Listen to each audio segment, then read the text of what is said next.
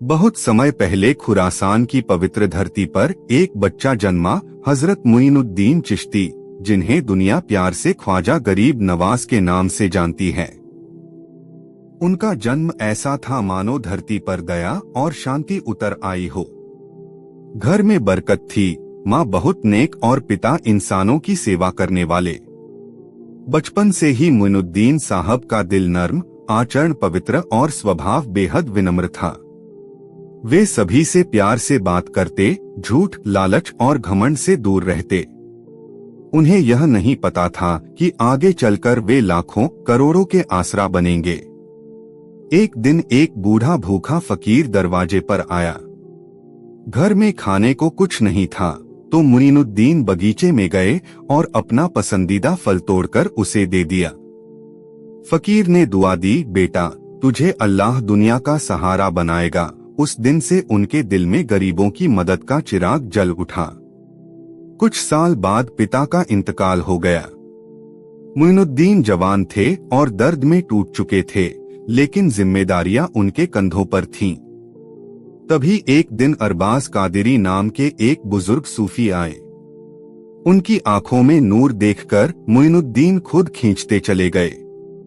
रुखसत के समय बुजुर्ग ने उन्हें एक रोटी का टुकड़ा दिया और कहा, इसे खा लो, यह तेरे दिल को वह रास्ता दिखाएगा जिससे तू लाखों को रोशन करेगा। टुकड़ा खाते ही उनके दिल में एक नई रोशनी उतर आई। जिंदगी का मकसद इंसानों की सेवा है।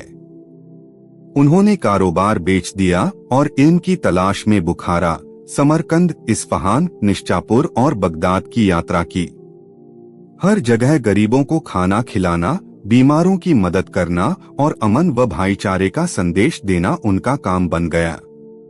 इसी दौरान वे मशहूर सूफी संत ख्वाजा उस्मान हारूनी के शागिर्द बने और सालों तक उनसे आध्यात्मिक शिक्षा ली।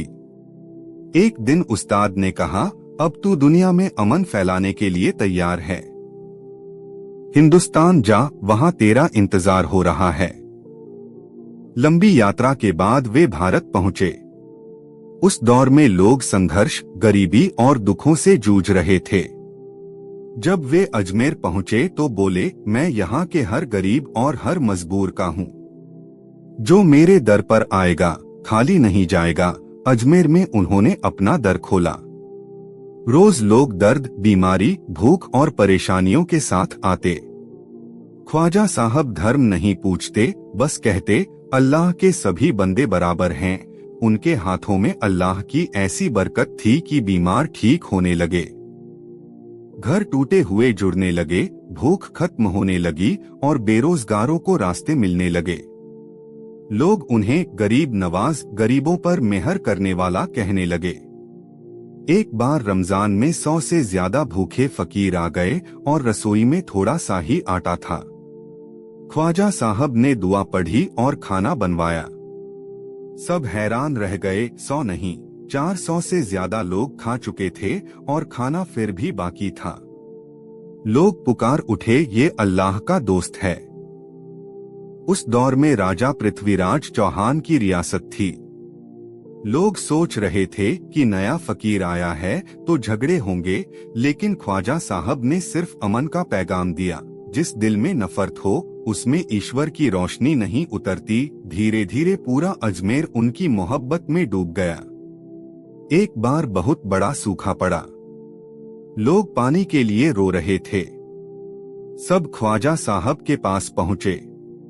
उन्होंने आसमान की तरफ हाथ उठाए, ऐ अल्लाह, तेरे बंदे प्यासे हैं, रहमत बरसा दे। दुआ खत्म होते ही काले बादल छा गए और तेज बारिश होने लगी। शहर खुशी से झूम उठा। एक दिन एक गरीब माँ बच्चों की भूख से रोती हुई आई। ख्वाजा साहब ने अपना आखिरी खाना भी उसे दे दिया। उस रात उन्हें नूरानी ख्वाब आया, तुमने आज मेरी सबसे प्यारी इबादत की। एक माँ के आंसू पोंछे। समय बीतता गया।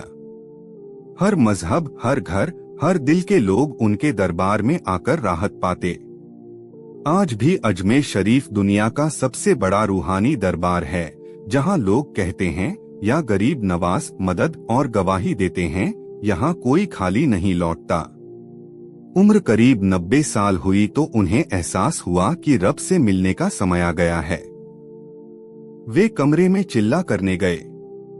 3 दिन तक इबादत और रूहानी नूर। तीसरे दिन कमरे से खुशबू फैली। ख्वाजा गरीब नवाज अपने रब से मिल चुके थे। उस दिन से अजमेर में रोशनी ही रोशनी बरसती है। कहानी का संदेश: गरीब की मदद करो, सबसे प्यार से पेश आओ और इंसानियत ही सबसे बड़ी इबादत है।